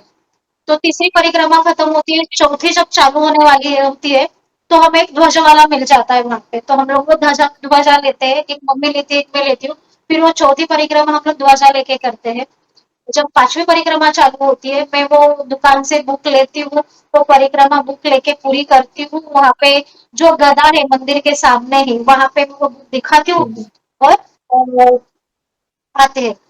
तो एक और बात यहाँ पे थी दादा, जो आपने आपके वीडियो के माध्यम से ही मैंने सीखा था कि दीपमाला जो आपने बताई थी, जी। तो मैंने वो चालू किया था। उसके पीछे कोई मन्नत नहीं थी, कोई इच्छा नहीं थी, मैंने जस्ट दादा के लिए मैंने किया था। मैंने दादा को कहा था ये आपको समर्पित, मेरे इसके पीछे कोई इच्छा नहीं है, ये मैं आपके लिए कर रही हूँ। तो जब मैं बागेश्वर धाम गई सैटरडे थे और मैं सैटरडे के दिन करती थी, तो मेरे उतरने वाले जो थे वो दिए मतलब 11 के बाद हम लोग 10 रिवर्स। 8 आते हैं, तो मेरे वो 7 दिए का दिन था सैटरडे का। तो जाने से पहले था कि अभी मैं वहाँ पे जा रही हूँ तो फिर मैं कैसे करूँगी? लेकिन बाद में आता है कि तू इतना पवित्र धाम पे जा रही है, तो वहीं पे दीप लगा सकते यस। हैं हम लोग। तो वो मन में आता है, तो मैं घर से गेहूँ का पीठ वगैरह सब ओह! लेके जाती हूँ। तो मैं मम्मी को बोलती हूँ, मम्मी मेरा ऐसा-ऐसा चल रहा है, तो 7 दिए का आज मेरा दीपमाला है करके। तो मम्मी बोलती ठीक है। तो मम्मी अपने हाथों से दिए बना के देती है मुझे। वो दीपक जो है मम्मी अपने हाथों से बना के देती है। इतने सुंदर बनते हैं वो दीपक। जैसे हम लोग दर्शन के लिए जाते हैं, तो वो बैग मेरे डब्बे में रखे हुए रहते हैं, दर्शन करती हूँ, 10 मिनट रहती हूँ मैं वहाँ पे। जब जाती हूँ तब मुझे मन में आता है, अरे हम लोगों ने तो दीपमाला लाई है, दीपक लाए हैं मैंने, वो तो दिखा ही नहीं। तो मैं फटाफट प्लेट में एक साइड में खड़ी रह के वो दीपक निकालती हूँ और तेल वगैरह डाल के मैं जो गुरुजी है वहाँ पे मैं उनको देती हूँ पंडित जी को कि आप दिखा के मुझे दे करके। तो मेरे 7 दीपों का दीपमाला जो है वो बालाजी को मैं दिखा के वो मुझे देते हैं। तो वो लेके वहाँ पे प्रांगण बहुत बड़ा है, तो भक्त लोग बैठे रहते हैं, जिनकी पेशी रहती है वो भी बैठे रहते हैं। कोई रामचरितमानस करता है, कोई हनुमान चालीसा करता है। तो वो दिए हमारे पास तो बालाजी को दिखा के आ गए थे वो प्लेट में। तो मैं और मम्मी एक साइड में बैठते हैं, वो दिए प्रज्वलित करते हैं, वहाँ पे बैठ के आरती करते हैं, हनुमान चालीसा करते हैं। ओहो! फिर वो दिए जब शांत हो जाते हैं, जी। फिर अभी वो गौ का आपने जैसे बोला था कि गौ माता को खिलाना है करके। बॉम्बे में तो गौ माता मिलती नहीं है, तो वहाँ पे तो बहुत सारी थी धाम पे। तो मम्मी बोले अभी इन देवों का क्या करना है? मैंने बोला गौ माता को खिलाना है। तो दादा उनमें से बाती सब मेरी मम्मी निकालती है, वो दीयों का टुकड़ा करती है और गौ माता को वो अपने हाथ से ही खिलाती है। पूरे मेरे जो 7 दिए थे वो और जो बचा हुआ आटा था तो मम्मी को मैं बोलती हूँ तू भी यहीं से चालू कर दे करके, अगर तुझे करना है तो तू भी चालू कर दे करके। तो वो तेरी एक से चालू करते बोला अभी जितना होता तू तेरी तरफ से दिखा देना, बाद में घर पे जाके जो दीपमाला है वो कर लेना करके, लेकिन अभी जितना होता है। तो मम्मी के जो 6-7 दिए हुए थे वो मेरे साथ दिए, ऐसे वो सब हम लोग गौ माता को टुकड़े करके मम्मी अपने हाथ से पूरा खिलाती है, एक भी दिया नहीं रहता है, वो पूरा खिलाती है। बाद में हम लोग परिक्रमा वगैरह सब करते हैं। वहाँ पे भजन जो चलता है 24 आवर्स वहाँ पे राम कीर्तन चलता रहता है, तो वहाँ पे भी थोड़ी देर हम लोग बैठते हैं, राम दरबार का दर्शन करके विभूति लेके हम लोग वापिस रुपए अन्नपूर्णा भी जाते हैं। जो प्रसादी। रसोई है तो यस। उसमें हम लोग प्रसादी खाते हैं। तो प्रसादी में खिचड़ी था, भाजी और चपाती था। जी। तो एक्चुअली मैं जीरा नहीं खाती हूँ, जीरा का मुझे एलर्जी है। तो बाहर खाना मतलब मेरे लिए बहुत थोड़ा ये हो जाता है, खाती हूँ तो मुझे वो जीरा निकालना पड़ता है चुन-चुन के। तो मैं फिर वहाँ पे जाती हूँ तो मैं थोड़ा-सा ही खिचड़ी लेती हूँ क्योंकि जीरा निकालना पड़ेगा और भाजी और चपाती मम्मी भी लेके हम लोग खाना खाते हैं। दादा वो जो खिचड़ी था, उसका जो टेस्ट मतलब जो प्रसाद बोलते हैं वो कहीं पे भी नहीं है। तो इतना अद्भुत वो खिचड़ी का टेस्ट था, स्वाद था। वो खिचड़ी खाते मन करता है एक बार और खिचड़ी लेके आओ करके। वो खिचड़ी वापस लेने जाती तो खिचड़ी खत्म हुआ रहता है, नहीं मिलता है मुझे खिचड़ी, सादा राइस रहता है। तो मम्मी बोलते नहीं है, मतलब नहीं है करके, तो बोलते फिर राइस लेके आना था, बोला नहीं चपाती है तो खा लूंगी करके। तो वो खाते हैं। वहाँ की व्यवस्था ना दादा अन्नपूर्णा की बहुत सुंदर है, बहुत अच्छी लगी मुझे। मतलब खाना लेके आना है, आपको लाइन में बैठना है और खाना खाने के बाद जो अपनी खुद की प्लेट है, खुद ही धोनी है। जी। वहाँ पे कुछ धो के नहीं देगा, तो वो भी 3 पानी में, वहाँ पे उसने नॉर्मल एक पानी रखा है, उसमें वो डुबोना है, मतलब पूरा जो जूठा रहेगा वो निकल निकल जाए। जाएगा। फिर दूसरे धोना है, फिर तीसरे इसमें धोना है आपको, सर्फ वगैरह सब लगा के और बाद में नल के नीचे पूरा साफ करना है। और जो प्लेट हम वहाँ पे जब देने जाते हैं, तो सेवादार वो प्लेट चेक करते हैं कि हम लोग ने अच्छे से धोया या नहीं। ओहो! क्योंकि उसी में दूसरे जब भी खाने होते हैं ना, तो वो चेक करते हैं, अगर नहीं धोया है वापस वो भेजते हैं कि आप फिर से धो के दो आओ प्यार करके। में। यस। तो वो मुझे बहुत अच्छा लगा वहाँ का व्यवस्था। फिर वो खाना खाने के बाद, प्रसादी खाने के बाद हम लोग रूम पे आते हैं। फिर वहाँ पे थोड़ा शॉपिंग भी करते हैं हम लोग। तो वहाँ से दादा मैं ये गदा जो है वो छोटी सी वो लेके आई। जय श्री राम, जय ये श्री राम। हाँ, बहुत तो ये सुंदर। मैंने अभी मंदिर में रखी है। मेरी मम्मी वहाँ से एक तुलसी का माला लेती है ओके। और 3 किचन जो गदा के जो किचन रहते हैं, जी, जी, छोटे-छोटे, तो यस। हाँ, तो मैं किचन लेती हूँ 3, एक मेरे बेटे के लिए, एक मेरे लिए। बट मेरी मम्मी बोलती है कि लेडीज़ का प्रॉब्लम रहता है, तो ऐसे टाइम पे फिर वो हाथ लगेगा, जो कि ये चीज़ें मैं नहीं मानती हूँ, बट मेरी मम्मी बहुत मानती है। तो जी, फिर तू तेरे पास मत रखना, तू तो मंदिर के लिए ले आए तो वही रखना। मैंने बोला ठीक है करके, तो ये गदा में मेरे फ्रेंड को बर्थडे आने वाले रहते, तो मैं सोचती हूँ कि उसको दे दूँगी करके किचन। तो ऐसा सोच के कि मैं लेके आती हूँ, बट भाव तो मेरा था, इच्छा तो मेरी थी कि मैं मेरे पास रखूँ, तो वो इच्छा भी बालाजी ने कैसे पूरी की बताती हूँ। तो हम लोग जब रूम पे जाते हैं, हम लोग पूरा वो शॉपिंग किया हुआ जो सामान लेके गए थे वो सब बैग से निकालते हैं।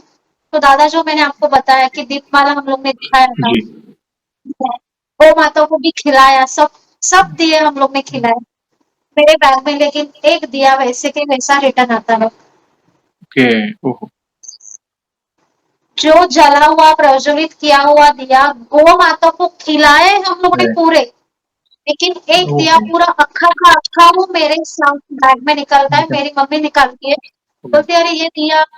मैंने बोला मम्मी तूने अपने हाथों से, और जो प्लेट थी वो मैंने इसमें बैग में मैंने डाली थी, प्लेट लेके ही हम लोग गौ माता के पास जी, गए थे। हुँ, मतलब ऐसा हो सकता है ना, कोई बोलेंगे कि यस, तुमने पैसे डाले रहेंगे, तो ऐसा कुछ भी नहीं था।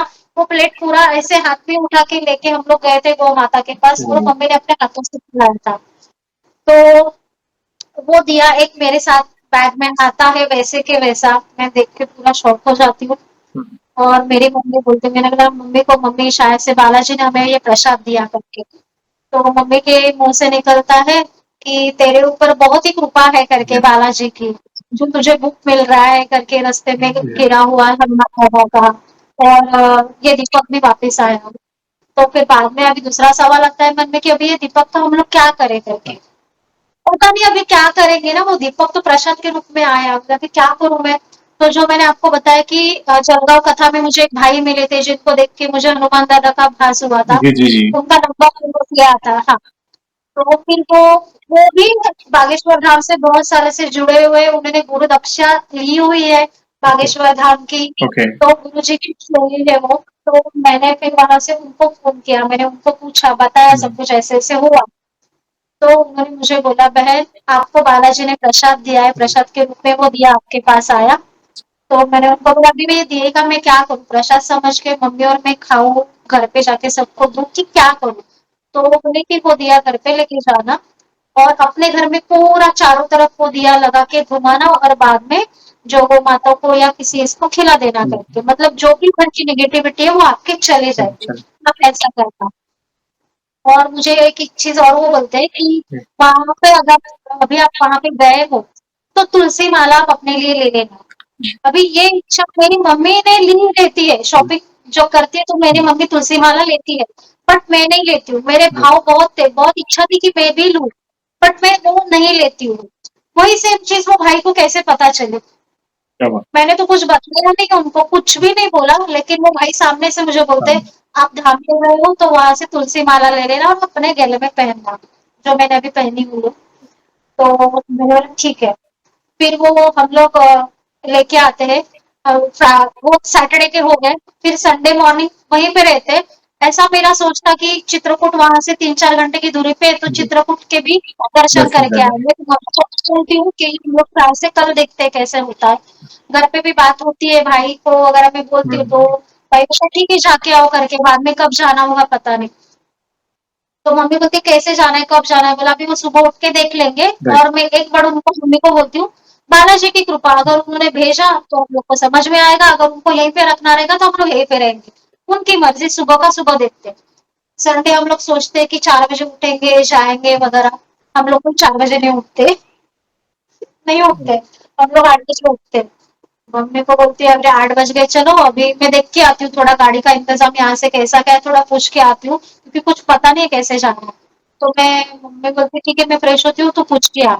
तो मैं पूछने के लिए जाती हूँ तो कोई प्रॉपर इन्फॉर्मेशन मुझे नहीं मिलती है, कोई बोलते बस से जाओ, कोई बोलता है यहाँ से ट्रेन जाती है 12:30 बजे की, फिर वो ट्रेन पकड़ के आप चित्रकूट जाओ। तो ऐसा होता है ना दादा कि मुझे मंडे मॉर्निंग की सुबह 5:30 बजे खजुराहो से ट्रेन थी रिटर्न की। ओके, और संडे अगर 12:30 बजे की ट्रेन पकड़ के मैं वहां पे जाऊँ, जो 3-4 घंटा लेगी वहां पे पहुंचने के लिए, राइट, फिर वो दर्शन कब करूँ, फिर वहां से रिटर्न कब आऊँ, सुबह 5:30 बजे, मतलब काम से मुझे 4 बजे निकलना है। तो बिल्कुल। वो सब सोच रही थी। मैं वापस रूम पे आती हूँ, मम्मी बोलती क्या हुआ, बोला ऐसा ऐसा हुआ। तो देखते हैं बालाजी की कृपा, अगर उनको राइट, भेजना रहेगा तो भेजेंगे। तो हमारा वो प्लान कुछ होता नहीं है। हुँ, बालाजी की शायद से इच्छा रहती है कि धाम पे आए हो तो धाम पे ही रुको करके। जी, तो फिर से हम लोग 11:30 साढ़े 11 बजे के आसपास हम लोग तैयार होते हैं और दर्शन के लिए जाते हैं। तो राइट, मॉर्निंग में दर्शन करके वही अन्नपूर्णा की प्रसादी खा के हम लोग वापस रूम पे आते हैं, थोड़ा आराम करते हैं। हुँ, और शाम को वापस से मम्मी का रहता है कि हम लोग अभी शाम की आरती अटेंड करेंगे वहां पे, तो हम लोग थोड़ा लेट जाएंगे। मैंने बोला हाँ मम्मी चलेगा, फिर 7 बजे आरती होती है। हुँ, हुँ, तो हम लोग वो आरती के हिसाब से निकलते हैं। लेकिन रास्ते में फिर से वही शॉपिंग, मेरे भाई के 2 हुँ, छोटी बच्चे, तो उनके लिए कुछ ना कुछ लेना मम्मी का था। तो आरती तब तक चालू होती है, बट वो आरती हमें सामने ही राम दरबार है, तो वहां पे हम लोग रुक के आरती अटेंड करते हैं। शाम में आज जो आरती मंदिर में थी, तो वो आरती ये करते हैं। बाद में हम लोग दर्शन के लिए जाते हैं।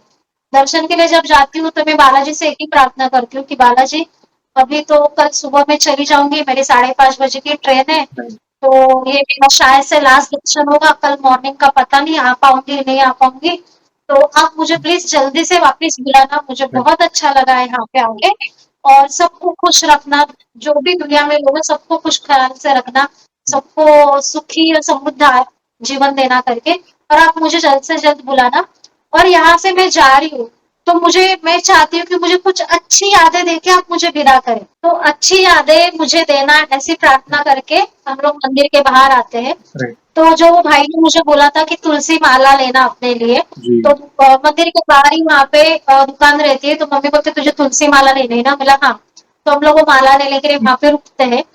पीछे से एक लड़का आता है, बोलता है मेरी मम्मी को, माता जी आप प्रसाद लेंगे। तो पहले तो ध्यान नहीं, मतलब हमारी पीठ रही थी तो किसको बोल रहे पता नहीं। वो वापस दूसरी बार बोलता है माता जी आप हुँ, प्रसाद लेंगे। तो मैं पीछे मुड़ के देखती हूँ तो वो भाई रहता है, एक लड़का रहता है। तो उसके हाथ में केला रहता है। जी, वो एक केला मेरी मम्मी को देता है, एक राइट, केला मुझे देता है। अभी दादा देखो, वो सिर्फ उसके हाथ में 2 ही केले, और ओके, कोई केला नहीं। सिर्फ ओहो! 2 केले। वो एक मेरी मम्मी को देता है हुँ, प्रसाद में और एक मुझे देता है। और वो चला जाता है। बाद में देखती हूँ तो मुझे वो लड़का दिखता नहीं है वहां पे। सिर्फ़ प्रसाद देने आया था ओहो! क्योंकि मैं प्रार्थना करके निकली थी कि मुझे अच्छी यादें अच्छी देके यादें, यस, ये लोगों को विदा करूं। तो मम्मी को बोलती हूँ मम्मी मैंने ऐसे मांगा, तो देखो करके हम लोगों को प्रसाद मिल गया करके, केले, वो भी केले का प्रसाद मिला करके। यस, मम्मी बोलती हाँ तेरे ऊपर कृपा है करके। फिर हम लोग वहां से जाते हैं तो मम्मी को बोलती मम्मी परिक्रमा लगानी है ना। तो मम्मी बोलती आज मेरे घुटनों में पेन है, तो मैं एक काम करती हूँ, जहाँ पे भजन है मैं वहां पे बैठती हूँ, तू परिक्रमा करके आना। मैंने बोला ठीक है चलेगा। तो मम्मी को मैं वो कीर्तन के यहाँ पे बिठाती हूँ और मैं परिक्रमा करने जाती हूँ। परिक्रमा चालू करती हूँ तभी भी मन में मैं दादा से सिर्फ एक ही प्रार्थना, दादा अच्छी यादें देके भेजना मुझे। जी, एक एक तो अच्छी याद दी, मैं चाहती हूँ कि और अच्छी यादें मुझे मिले। हम लोग मनुष्यगण हैं, तो जो बोलते ना मोह लाभ, तो वही रहता है कि दादा और अच्छी यादें देना, दादा और अच्छी यादें देना मुझे। यही हाँ बोल जी, के मैं परिक्रमा चालू करती हूँ। तो मैं उस दिन सिर्फ 3 ही परिक्रमा लगाती हूँ। मैं दादा को बोलती दादा मैं ज्यादा नहीं लगाऊंगी, 3 परिक्रमा लगाऊंगी और मैं कीर्तन में वहां पे जाके बैठती हूँ। जी, तो मैं परिक्रमा चालू करती हूँ। पहली परिक्रमा पूरी होती है, तभी भी परिक्रमा के दरमियान मेरे मन में दादा अच्छी यादें देना है, आपको याद रखना, जी, दादा अच्छी यादें देना है। जैसे ही मैं दूसरी परिक्रमा चालू करती हूँ, वहां पे चालू करके थोड़ा ही ऐसा दूरी पे गई हुँ, रहती हूँ, हुँ, तो वहां पे मुझे एक बच्चा दिखता है। दादा वो बच्चा सिर्फ 4.5 साल का था। ओके, ओके, 4.5 साल का अपनी माँ के साथ। वहां पे मैंने सैटरडे भी दर्शन किए थे। तो बाकी के लोग जो है परिक्रमा करते हैं, कोई चल के करता है, कोई दंडवत परिक्रमा करते हैं, हुँ, वो मैंने देखा था। तो वो जो 4.5 साल का छोटा सा बच्चा दादा, वो दंडवत परिक्रमा कर रहा था। इतना छोटा, ओहो जो हो! जो परिक्रमा करते हैं वो साढ़े राइट, चार साल का बच्चा, वो दंडवत परिक्रमा कर रहा था दादा। मुझे वो दिखता है। मुझे मैंने आपके वीडियो के माध्यम से ही सुना है, बहुत भक्तजन बोलते हैं कि जब हनुमान दादा हम लोग को दर्शन देते हैं, या तो एक बच्चे के रूप में देते हैं या एक बड़े बूढ़े के बिल्कुल, रूप में बिल्कुल, देते हैं, तो जब वो बच्चे को मैं देखती हूँ, उसकी ऐसी चोटी बंधी रहती है, ओह नो! दिया लगा दिया टीका, तिलक लगाया तिलक। रहता है। तो उसको जब मैं देखती हूँ मुझे ऐसा लगता है कि मुझे दादा ने दर्शन दे दिए, सच में दादा मुझे बालक रूप में, बाल स्वरूप में दर्शन देने के लिए आए। तो मैं वो बच्चे से बात करती हूँ, उनके साथ फ़ोटो भी निकालती हूँ मैं राइट। और उनके पैर के मैं उनको बोलती हूँ मुझे आशीर्वाद दो करके, तो वो आशीर्वाद भी देता है वो मुझे ओहो! बच्चा। तो ये मेरा मैंने उसका वीडियो भी निकाला, मैं आपको भेजूँगी, उसको बिल्कुल, फ़ोटो भी निकाला। Please, please. बातें भी हुई कि मैंने वो उनकी मम्मी से बात किया। पहले दिन सैटरडे को मुझे नहीं दिखा, दूसरे दिन ही वो मुझे कैसे दिखता है, जबकि मैं प्रार्थना करके आई हूँ कि मुझे अच्छी यादें देना। पहली परिक्रमा में नहीं दिखता है, दूसरी परिक्रमा में वो ओहो! बच्चा मुझे वहाँ पे दिखता है, तो मैं समझ गई कि दादा मुझे अच्छी यादें दे रहे हैं करके। तो मैं उनसे प्रार्थना मम्मी से बात भी करती हूँ कि ये कितने साल से भक्ति कर रहे हैं, क्या है इनको? तो बोलते जैसे मेरे पेट में था तब से मैं भक्ति कर रही हूँ, तो जैसे पैदा हुआ ये आता है करके मंदिर में। क्या बात ऐसा वो सब बताते हैं। मैं बहुत खुश होती हूँ और मैं परिक्रमा दूसरी पूरी करती हूँ। तीसरी परिक्रमा जब चालू करती हूँ, है! मुझे फिर से और एक बच्चा वही दंडवत परिक्रमा करते हुए दिखता है। वो 7 या 8 साल का था। दूसरा बच्चा, ओहो! उसमें और एक बच्चा दिखता है, तो मैं उसके भी पैर पड़ती हूँ। जो मैंने दादा को बोला था कि 3 ही परिक्रमा लगाऊँगी मैं आज। तो दूसरे परिक्रमा में 4.5 साल का बच्चा, तीसरी परिक्रमा में 7 से 8 साल का बच्चा। तो उनसे भी मैं पैर पड़ती हूँ, आशीर्वाद लेती हूँ और जब जहाँ पे मम्मी बैठी रहती है, कीर्तन चलता रहता है, मैं भी वहाँ पे जाती हूँ, बैठती हूँ, कीर्तन में शामिल होती हूँ, राइट। भजन कीर्तन हम लोग का जय जय राम श्री राम चालू रहता है। तो मम्मी बैठी है, मम्मी मम्मी मेरी माइक पे वो भजन कर रही थी। ओहो! मैं जब जाती थी तो मम्मी माइक पे अपना लेके बोल रही थी जय जय राम श्री राम ऐसा चल रहा है। मैं बैठती हूँ, जाके मम्मी देखती है फिर ये आ गई तो मैं बोलती चलो करके, तो मम्मी बोलती रुक करके, ठीक है। फिर मेरे बाजू में एक और भाई बैठा रहता है हुँ, और वहाँ पे ताल वगैरह सब बजाने के लिए रहता है। राइट। तो सबने किया हुआ है, तो मुझ मेरे लिए तो वहाँ पे कुछ था नहीं, तो मैं ऐसा सोचती हूँ कीर्तन करते रहते, राइट। भजन करते करते कि मुझे कुछ बजाने को मिल जाए। तो जो वो भाई बजा रहा था, वो बाजा मेरे हाथ में दे देते। उनको कैसे पता चलता है पता नहीं, वो मेरे हाथ में, बहन आप बजाओ, मैं वो बजाती हूँ। फिर वो दूसरा ताल लेते, वो बजाते रहते।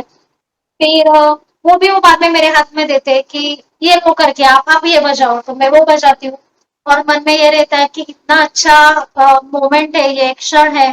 तो शायद से कोई फोटो खींचने वाला रहता, कोई वीडियो बनाने वाला रहता, तो ये कैप्चर हो जाता मेमोरीज़, करके यस। याद रह जाती। मैं ये भाव सब मन में है। जी। तो वो भाई जो बैठा रहता है, मुझे बोलता है, "आपका मोबाइल दो मुझे।" मैं मोबाइल दो, "आपको वीडियो ओहो! निकाल के देता हूँ, फ़ोटो निकाल के देता हूँ।"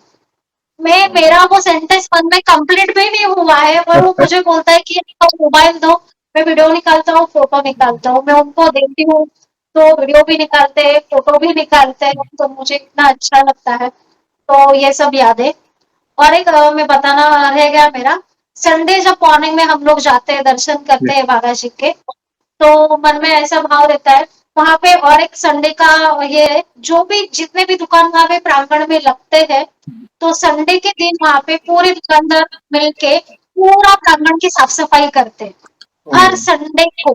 संडे हाँ, को, या तो वहाँ अनाउंसमेंट होती रहती है कि एज़ अ वॉलंटियर सब दुकानदार यहाँ पे आए। संडे के दिन दुकान देर से खुलते हैं सुबह में जी। वहाँ पे, सब साफ-सफाई पूरा वो राइट। मंदिर के बाकी एरिया की वो करते हैं। तो जब हम लोग दर्शन के लिए जाते हैं, तो वो अनाउंसमेंट मुझे सुनाई देता है। तो मेरे मन में भाव, मेरी इच्छा ऐसी थी कि शायद मुझे कुछ थोड़ा बहुत मौका सेवा करने का मिल जाए। जी। ये मेरी इच्छा थी, मम्मी को नहीं बताती रहती, बट मेरे मन में था कि सेवा करने के लिए मौका मिल जाए। वहाँ पे राम दरबार मंदिर, बालाजी के दर्शन करके हम लोग राम हुँ, दरबार में आते हैं। वहाँ पे राम दरबार के दर्शन करते हैं, फिर विभूति लेते हैं। विभूति लेके हम लोग जैसे ही बाहर जाने वाले, तो एक भाई जो एक जेंट्स और लेडीज को लेके अंदर आता है हुँ, और वो उन लोगों को बोलता है कि आपको सेवा करनी है ना, आओ मैं आपको सेवा देता हूँ करके। ओके। तो वो मैं सुनती हूँ, तो मैं भाई को बोलती हूँ, सेवादार को बोलती हूँ, आप सेवा दे रहे हो करने के लिए? बोलते हैं, हुँ, हाँ करती। क्यों, आपको करनी है? बोलती है, हाँ मुझे करनी है ना सेवा। क्या हुआ? तो आओ करके आपको सेवा करने के लिए देता हूँ मैं। हुँ, हुँ, तो जो लेडीज रहती है उनको वही रूम में लेके जाते हैं, तो जो भी बभूति रहती है वहाँ जी, पे, तो बभूति का पैकेजिंग वहाँ पे पैकिंग हो रहा होता है। जी, तो वो सेवा करने का मुझे और मेरी मम्मी को वो मौका मिलता है। क्या तो जो मैंने आपको बताया कि मुझे चित्रकूट भी जाना होता है, लेकिन दादा वो नहीं करते। दादा चाहते हैं कि तू यहीं पे रहे। तो जो मेरी छोटी-छोटी वो दौरान जो भी इच्छा थी मेरी, वो हर एक इच्छा दादा ने पूरी की। जैसे मैंने बोला अच्छी यादें, तो बाल स्वरूप में मुझे दर्शन देना, वो केले का प्रसाद मिलना, सेवा का जो भाव था कि मुझे सेवा करनी है, तो वो सेवा का मौका मिलना। मैंने किसी से भी मतलब मेरी मम्मी से भी वो थॉट मैंने शेयर नहीं किए थे, जी। लेकिन वो दादा ने जगा दिए। दादा ने मेरी मम्मी को मुझे वो मौका दिया सेवा करने का। और मंडे की रिटर्न की टिकट थी हमारी, 5:30 बजे सुबह का 3 बजे। टाइमिंग था, तो सुबह सुबह उठते हैं हम लोग। तो मम्मी को बोलती हूँ कि मैं दर्शन करके आते करके देखते हैं मंदिर खुला है क्या। जाती हूँ बट मंदिर बंद रहता है, तो मैं बाहर से ही बस। दर्शन करके आती हूँ। आती हूँ तो मन में थोड़ा-सा ऐसा ही रहता है कि अभी मैं यहाँ से जा रही हूँ बालाजी, तो आप अपना आशीर्वाद ऐसे ही बनाए रखना और आपने बहुत अच्छी-अच्छी यादें दी है, तो मुझे कृपा करके आप मुझे फिर से एक बार जल्दी बुलाना आपके धाम, आपके दर्शन के लिए। यही बोल के मैं वहाँ से निकलती हूँ तो मन में यही सवाल, यही थॉट रहता है कि बालाजी मुझे तो मैं यहाँ से गई भी नहीं हूँ, ऑटो में हूँ, बट मुझे आपकी बहुत याद आ रही है, जी। बहुत मिस कर रही हूँ। मैं बहुत मिस करूँगी आपको। तो क्या आप भी मुझे मिस करोगे? ऐसा मैं बोलती रहती हूँ, मन में मेरे भाव रहते हैं। और ऑटो वाले जो भैया उसने भजन ही लगाया रहते हैं। जी। तो ये मेरे भाव हैं। फिर मैं ऐसा करती हूँ कि आप अपना मोबाइल दो, मुझे जो भजन सुने मैं भी लगा देती हूँ करके। तो मोबाइल लेके मैं भजन लगाती रहती हूँ मोबाइल पे। तो मुझे ना हिचकी आना चालू हो जाता है ज़ोर-ज़ोर से। 5 सवा 5 बजे के बीच में इतना सुबह-सुबह 5 सवा 5 नहीं सॉरी 4 साढ़े 4 बजे के बीच में इतना ज़ोर-ज़ोर से सुबह-सुबह हिचकी। मैं पानी पीती हूँ तभी भी वो हिचकी रुकती नहीं है। ऊपर देख के भी चली जाती है, ऐसे बोलते थे मैं ऊपर भी देखती हूँ लेकिन वो हिचकी जाती नहीं है। और मैं मोबाइल पे भजन देखती रहती हूँ कि अभी ये लगाना है, अभी ये करना है और मेरी हिचकी कंटिन्यू चालू है। मैं सोचती इतना सुबह-सुबह हिचकी कहाँ से आ रही हूँ।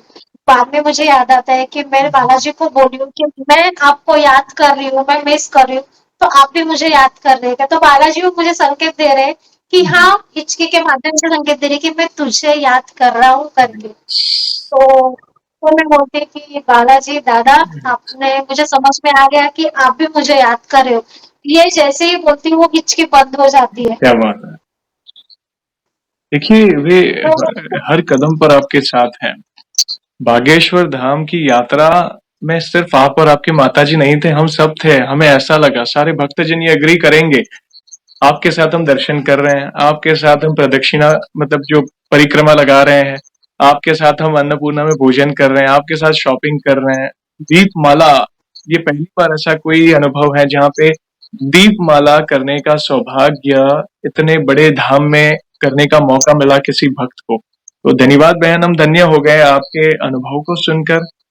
धन्य है आपकी भक्ति को, आपकी भक्ति ऐसे ही बढ़ती रहे। देखिए, हर कदम पर अब बालाजी महाराज आपके सुन रहे हैं, मन में इच्छा प्रकट हो रहे हैं, आप सोच रहे हैं उसके पहले वो सारी चीजें आपके लिए सारी व्यवस्था कर रहे हैं। ये कितनी बड़ी बात है। चित्रकूट इसलिए नहीं बुलाया क्योंकि यहाँ पे कुछ और होने वाला था आपके साथ। आपकी माताजी का कोई प्लान नहीं था आने के लिए और वहां पे वो मतलब माइक पकड़कर धुन कर रही है राम नाम की। अब सोचिए ये कितनी बड़ी बात है। ये बहुत बड़ी बात, क्योंकि उनकी इच्छा थी वे आए और यही प्रार्थना है कि आप जल्दी आपको फिर से बुलाएं। इस बार आपका बेटा भी आपके साथ हो, यही प्रार्थना है, और साथ में मिलकर सभी फैमिली वाले आपके साथ में दर्शन करें। धन्यवाद बहन, थैंक यू। तो जैसे ही वो हिचकी बंद हो गई, उसके बाद मेरे मन में ये रहता है कि मैं धाम पे आई हूँ बट गुरुजी के दर्शन नहीं हुए। मुझे पहले से ही पता रहता है कि गुरुजी धाम पे नहीं है करके पता था, जो जी। अभी मोबाइल पे अपडेट आते हैं तो पता था कि गुरुजी के दर्शन नहीं होने वाले। बट गुरुजी भी हमेशा बोलते कि मेरे लिए मत आना, बालाजी बालाजी के लिए महाराज। आना करके। तो बालाजी के दर्शन करके, लेकिन मन में ये रहता है कि गुरुजी होने चाहिए थे, तो मैं बालाजी को वो भी बोलती हूँ अगली बार जब बुलाना तब गुरुजी रहे तब मुझे बुलाना। और मैं गुरुजी को भी खुद में बोलती रहती हूँ कि मैं आपके दर्शन नहीं कर पाई, मैं आई यहाँ पे आप नहीं थे करके, ऐसा सब सोच रहता है। तो ट्रेन आती है, हम लोग बैठते हैं ट्रेन में, फिर सोते हैं मम्मी और मैं। तो सोने के बाद दादा यकीन मानो मुझे एक सपना आता है, सपने में फिर से धीरेन्द्र शास्त्री जी आते हैं। जो भी मैंने बोला था कि मैं धाम पे आई लेकिन आपके दर्शन नहीं हुए, तो सपने के माध्यम से मुझे दर्शन देने आते हैं। दर्शन देते हो मुझे। और जैसे हम लोग छोटे बच्चे को ऐसे आसमान में उछाल के नहीं खेलते हो उसके साथ में, यस, तो वो मुझे जब धीरेन्द्र शास्त्री दिखते सपने में मुझे यकीन नहीं होता है। मैं बोलती हूँ कि वो बोलते क्या हुआ करके, बोला नहीं मुझे यकीन नहीं हो रहा कि आप मेरे सामने हो राइट, करके। कि अच्छा तुझे यकीन नहीं हो रहा मैं हूँ, तो हाँ करके। तो वो जैसे हम लोग छोटे बच्चों को उछालते हैं ना आसमान में, राइट, मुझे ऐसे उठा के वो आसमान में उछालते हो मुझे, तो मुझे अच्छा भी लगता है, थोड़ा डर भी लगता है कि मैं इतनी बड़ी हूँ, मुझे उछाल रहे हैं, मैं गिर जाऊंगी। तो एक नहीं 2 बार वो मुझे उछालते हैं राइट। ऐसे आसमान में। तो मैं बोलती हूँ कि गुरुजी मैंने मान लिया कि आप सच में मुझे दर्शन दिए करके। तो वो भी मेरी जो इच्छा थी वो भी सपने के माध्यम से बिल्कुल। पूरी हुई है। धन्यवाद बहन, बहुत सुंदर सुंदर अनुभव शेयर करें। आप पर विशेष कृपा है बालाजी महाराज की, साथ ही साथ गुरुजनों की भी, जो कदम कदम पर आपको अनुभूतियां करा रहे हैं, आपके लिए सारी व्यवस्था करा रहे हैं। और आगे बढ़ने से पहले एक सवाल पूछना चाहूंगा। इस बार भी मतलब एक से बढ़कर एक अनुभव आपने शेयर किया। आपने हमारी चैनल वैसे कब से देखनी शुरू की, कब से वीडियोस देख रहे हैं, और बाकी भक्तों के अनुभव देखकर, सुनकर, जानकर आपको क्या प्रेरणा मिली? आप अपने भाव अपने शब्दों में बता सकते हैं। दादा जो मेरा पिछला वीडियो जो था तभी से मैंने आपके वीडियोस देखना चालू किए। 2023 नवंबर से ही आपके ओके, वीडियोस आना चालू हुए, मैंने देखना चालू किया।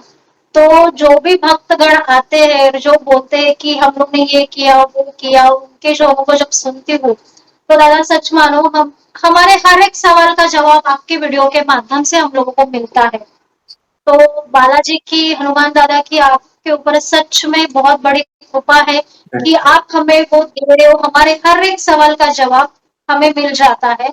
आपका वीडियोस जो है मैं हर सुबह मॉर्निंग में जब किचन में काम करती रहती हूँ, खाना बनाती रहती हूँ, ओके, टिफिन बनाती रहती हूँ, तब मैं वो सुबह सुबह देखती हूँ कि खाना बनाते बनाते वो देखना है, वो रूटीन हो गया है। लेकिन हर एक वीडियो के माध्यम से जब भी कभी ऐसा होता है ना कि हम नर्वस हो गए, डाउन हो गए, लेकिन जैसे ही वीडियो आता है एक एक भक्तों के जब हम अनुभव सुनते हैं तो फिर से वो कॉन्फिडेंस, फिर से वो भक्ति, फिर ऐसा थोड़ा ये भी होता है कि ये भक्त तो ऐसा कर रहा है, ये भक्त तो ऐसा कर रहा है, तो मैं क्या करूं, मैं बराबर कर रही हूँ, मैं सही कर रही हूँ। यस, लेकिन मैंने मेरी जो भक्ति हो मैं वो सब मैंने बालाजी के ऊपर, हनुमान दादा के ऊपर ही छोड़ी है। मैंने उनको बोला है, प्रार्थना की है, जो भी मेरे से करेक्ट, पूजा पाठ कराना रहे, जो भी आपको लगेगा आप करा के लेना। मुझे तो पता नहीं है क्या क्या करना होता है, बट जो भी आप करा लेना। तो वीडियो के माध्यम से एक एक एक जैसे मैंने बोला कि दीपमाला का मुझे तब पहली बार पता चला और मैंने वो चालू किया, और वो बागेश्वर धाम में मुझे 7 माला का मुझे सौभाग्य मिला। तो बहुत प्रेरणा मिलती है आपके वीडियो से दादा, ऐसे ही कंटिन्यू रखना। धन्यवाद, बस यही थैंक हम यू। सब प्रार्थना है। आप नहीं जानते जब आपका ये वाला अनुभव भी आएगा, कई भक्तों के सवालों के जवाब मिलेंगे। एक दूसरे के अनुभव देखकर कहीं ना कहीं इंस्पिरेशन मिलती है। कोई संकल्प के बारे में जानता है, कोई दीपमाला, तो कोई अर्जी के बारे में जानता है। और आपने तो हमें ऐसा समझिए कि धाम के दर्शन करा दिए, क्योंकि कई भक्तों ने बागेश्वर धाम के बारे में बात की है। और अक्सर हर तीसरा चौथा अनुभव भक्तों का आ रहा है वो बागेश्वर धाम से जुड़ा आ रहा है, क्योंकि बहुत बहुत भक्त जुड़ रहे हैं, लाखों की तादाद में भक्तजन, क्योंकि बालाजी महाराज की कृपा हो रही है, इतना पवित्र धाम है। तो और आपने, आपकी जर्नी बिल्कुल अलग थी। मतलब कदम कदम पर आपने जो महसूस किया, जो अनुभव किया, जो विचार आ रहे थे, वो उस मतलब वो कहता है ना, शब्दों का चुनाव, आपने जिस तरह प्रेजेंट किया उस चीज को, हर एक चीज हमारे दिल में उतर रही थी, वो चीज हम विजुअलाइज कर रहे थे। इसलिए मैंने कहा ना, धाम पर आप और आपके माता जी सिर्फ नहीं थे, हम सब आपके साथ हैं, मैं और जो आज आज सुन रहे हैं। तो धन्यवाद प्रभु के दर्शन कराने के लिए, और ऐसे ही प्यार और सपोर्ट करिएगा बहन, कराने वाले प्रभु है। और इन फ्यूचर भी ऐसे कोई भी अच्छे अच्छे अनुभव हो तो हमसे अवश्य जुड़िएगा, हम फिर से आपके अनुभव को भक्तों तक पहुंचाएंगे। और जाने से पहले एक आखिरी सवाल पूछना चाहूंगा, वो तो बनता ही है। वैसे तो देखिए हमारे पास इतना सामर्थ्य तो नहीं है, मगर फिर भी वन लाइन में हमारे प्रिय बालाजी महाराज का बखान करना चाहे तो किस तरह करना चाहेंगे आप? दादा सच में हमारी कोई औकात नहीं है बखान करने की, लेकिन फिर भी, और मैं ऐसा मानती हूँ कि शायद से जो अभी मैं गाना बोलने वाली हूँ, 2-4 पंक्ति जो बोलने ओके, वाली हूँ, तो जो हमारे धीरेन्द्र शास्त्री जी है उन्होंने अपनी आवाज में एक गाना रिकॉर्ड किया अभी ओके, जस्ट। जी जी हाँ तो वो गाना तो मुझे ऐसा लग रहा है कि मेरे अनुभव आने से पहले उनका गाना रिकॉर्ड हुआ शायद, सो वो चाहते हैं कि मैं बोलूं तो मैं जी वही गाना, वही जी, भजन में बोलूंगी। तो भक्तों का दुख सह नहीं पाते, व्याकुल हो जाते हैं, हम पंख पकड़ के भव सागर से पार लगाते हैं। सच्चे मन से श्रद्धा से जब भक्त बुलाते हैं, गोविंद चले आते हैं, गोपाल चले आते हैं, बजरंग चले आते हैं, हनुमंत चले आते हैं। जय श्री राम। जय श्री राम, जय श्री राम। आपका बहुत बहुत धन्यवाद बहन। बहुत ही सुंदर और अनमोल शब्दों में आपने प्रभु की महिमा का गुणगान किया। और जब भी आपको लगे, और आपको तो अनुभूतियां होती रहेगी क्योंकि आप निकट हैं प्रभु के, गुरुजनों के, वो भाव है आपके अंदर, तो वो कदम पर आपको वो अनुभूतियां कराएंगे। तो हम बहुत उत्सुक रहेंगे फिर से आपसे जुड़ने के लिए बहन। जब भी आपको लगे हाँ और भी एक नए अनुभव हुए हैं, जब भी आपको लगे जिससे लोगों को इंस्पिरेशन मिल सकती है बालाजी की भक्ति के लिए, तो आपसे मुझे फिर से मैसेज करिएगा, मैं अवश्य जुड़ूंगा। और सेशन को हम ऐसे ही एंड नहीं करेंगे, आपको तो पता ही है, प्रभु श्री राम के नाम का जयकारा और हनुमान जी के नाम का जयकारा अवश्य लगाएंगे, फिर सेशन को एंड करेंगे। तो आप जुड़िए, जो भी भक्त जहाँ कहीं से इस सेशन को देख रहा है, भारत में है, भारत के बाहर है, चल फिर रहा है, ऑफिस में, किचन में, प्लीज जयकारे में जुड़िए, फिर सेशन को एंड करेंगे। तो बोलिए सियावर रामचंद्र की जय, पवन सुत हनुमान की जय, बोलो बागेश्वर बालाजी महाराज की जय, नीम करोली बाबा की पूज्य नीम करोली बाबा की जय हो, और बोलो सन्यासी बाबा की भी जय हो। जय जय। वंस अगेन बहन, थैंक यू वेरी मच अपने प्यारे प्यारे अनुभव शेयर करने के लिए। जय श्री राम, जय हनुमान। अच्छा, जय श्री राम।